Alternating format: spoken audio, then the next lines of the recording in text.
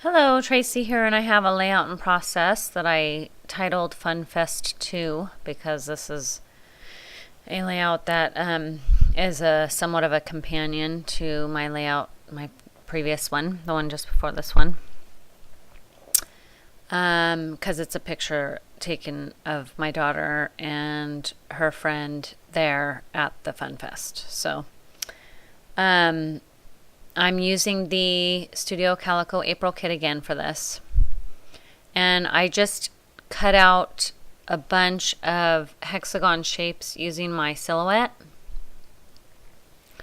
And here I am sort of arranging them, trying to figure out exactly how do I want these to go. You can see also I cut out a bunch of squares, rounded corner squares on my silhouette too, and I will be using those in the near future. I have a plan to use those in my mind for a layout. So I'm just rearranging them. I have this craft paper that I bought online. This is not from the kit. Can't remember where I got that. It's a basil craft. I really love that craft specifically. So I have to play around with these a bunch to get them just right. And I am going to use that strip to the left of that blue paper, the blue stripe paper, which I love. And this picture is a picture of my daughter in the swimming pool. So the blue of that paper just really goes well with the picture. And then I will be adding some other papers over there too. I'm taking a picture of the hexagons the way I have them because I just finally liked them, and so here I start to mess around with this fabric. This is actually an old, it's I think it's actually vintage, meaning things, they need to be over 20 years old in order to be considered vintage, and I'm pretty sure this is over 50 or over 20 years old, but I'm not 100% sure. So anyway, it's an old duvet cover that I got at a flea market, and it was a king size duvet cover, and I got it for $2. And I've been using that fabric to make flowers and all kinds of stuff, and I was going to use it here, but I don't end up using it. I go through a lot of trouble here. However, I do use it in my next layout, so all's well. Oh, of course, I do not use this particular strip in my next layout. So I use a wider strip of that same fabric, but that's okay. You gotta experiment and play around before you know if it works or not. And speaking of experimenting, I'm gonna pull in some different papers here and play around with those too. I really wanted to use this manufacturer strip of that Studio Calico paper, but it doesn't end up working. I head more for the blue, aqua, blue-green colors. So I don't end up using that peach one, although I do use the floral. I love that paper. I don't remember the name of it. Came again, all these papers came in the Studio Calico April Kit, I believe. Maybe not every single one of those hexagon papers, but most of them.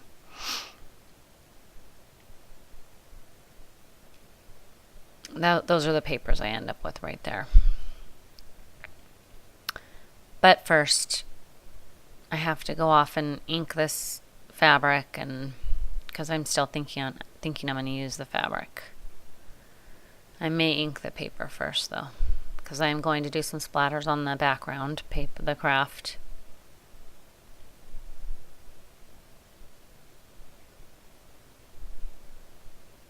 And I'm using Mr. Huey's, I believe, inks. So I have a aqua blue, and here I'm picking up the ink onto that fabric because I just figured I would use the ink wisely, you know. And I do like this, but it just, and here I ink up this too because I was thinking about using that on a different spot on the layout. And I love the look of it, which again is why I use it in my next layout, this idea. I just didn't like it on this layout.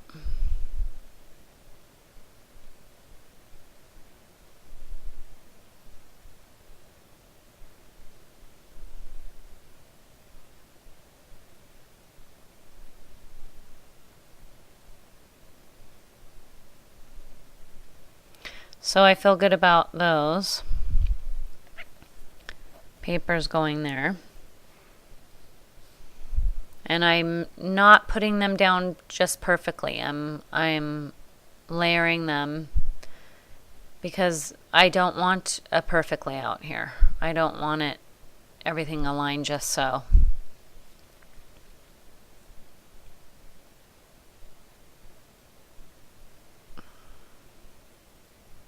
Of course, I say that, but I am aligning everything just so, but I don't want it to look like I did. That's the funny thing of scrapbooking, isn't it?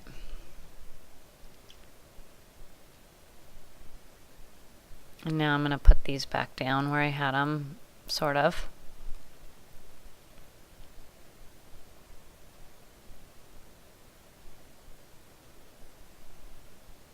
And then once I get all these papers down, and I think I finally figured out right there, I'm going to cut this piece of paper here down so that it's not sticking out to the right, because I realize I'm not going to put the fabric. So I just glue that back down, and then I'm going to glue all these hexagons down. And then when I do, oh sorry about my head, when I do start to embellish, I don't use a whole lot of embellishment because this page is already pretty wild with all my hexagons and the stripe down the left, and so it doesn't really need a whole lot of embellishments. I do embellish it, but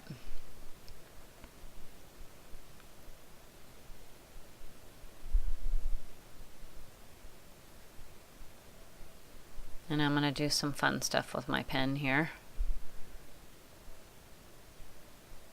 I go around and I'm not outlining on the hexagon, I'm outlining around the hexagons. And then I'm going to go around multiple times, and on this I do it pretty haphazard, and some of them I leave only one line, some of them I go back and do multiple lines so that it has a real rough look to it, which I love. I love the way that ended up looking.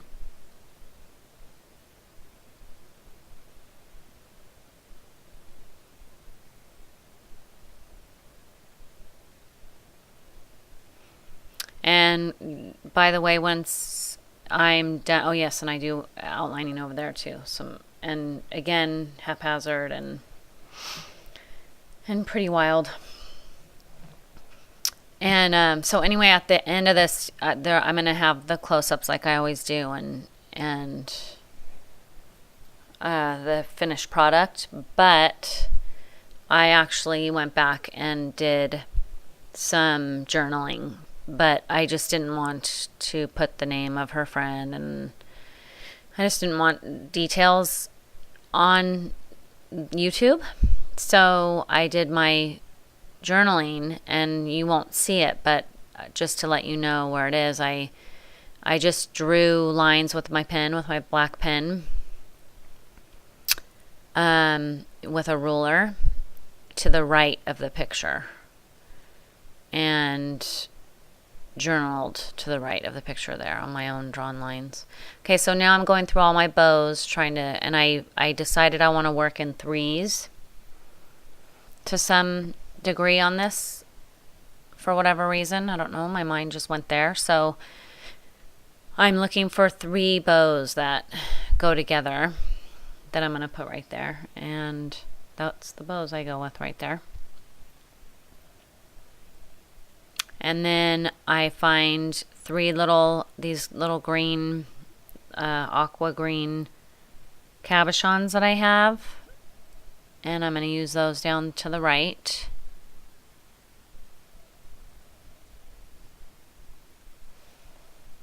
And then you'll see I end up with 3 cabochons up at the top right as well.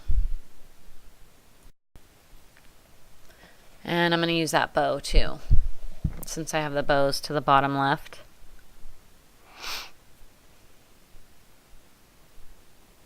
And there's the 3. So those are blue. I had lots of leeway color-wise on this layout because doing those hexagons all around with all the different colors allows for freedom with the colors, because it's little pieces of color, not huge strips of color of one particular color. So I ended up with a lot of leeway, so that's why I was able to use this sort of dark blue cabochons up to the right, top right, and the more green aqua ones at the bottom right, and all the different colors in the bows. But because of all those different colors in the hexagons, it pulls all those colors together. So you could see I matted, as I was talking there, I matted the picture using the floral that I have to the left and the stripe that I have to the left. And that sort of pulls those papers in, because that stripe is not anywhere in the hexagons. So that pulled the stripe in, because all the other papers I used to the left, there's hexagons in those specific papers. The only one there wasn't was the blue stripe. So now I've sort of made all that cohesive. And then I had that perfect little badge that I just stuck down that has a bunch of different colored hexagons on it. I mean, that was just meant to be.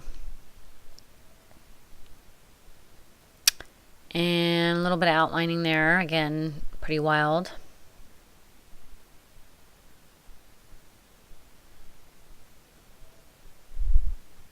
And then I'm going to glue that down, and I think the last thing I do here is, I'm going to create a little flag so that I can put the year.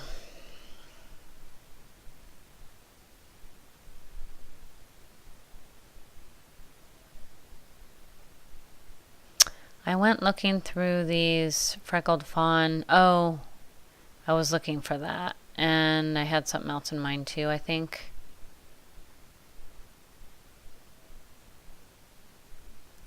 But so anyway, I was thinking about using that little flag wood veneer, but I don't end up using it. And I almost felt like this needed something else, but really, I realize it really doesn't, because of all those hexagons, and then I put the 2 little potty people to the left of the picture, and I just ended up feeling like that was just perfect. So now I'm going to create a flag to go with those bows, which will contain the date, well, just the year. And again, where I'll be journaling is just to the right of that picture. There's that empty space in the craft paper, and that's where my journaling ends up going. And again, I just took a ruler and one of my black pens there and drew lines, and then just did a little bit of journaling about the day that we had.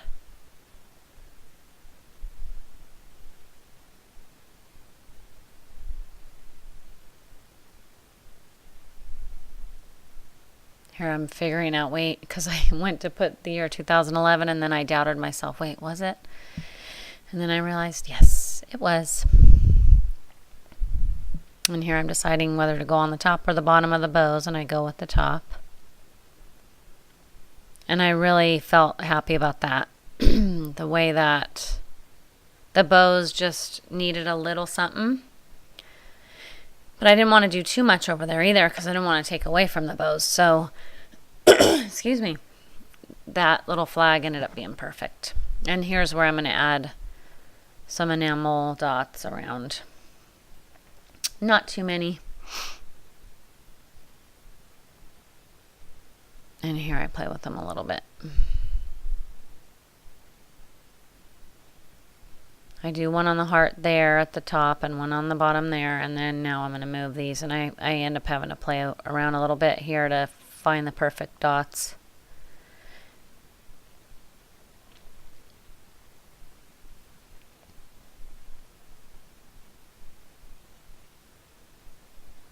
And there we go.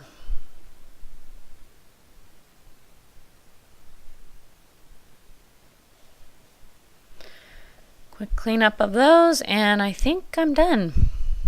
Yeah, some close-ups here for you. And you'll see the outlining closer in the close-ups. You'll get a better idea of what I mean about kind of... It's different outlining for me usually. I'm not so kind of wild with it.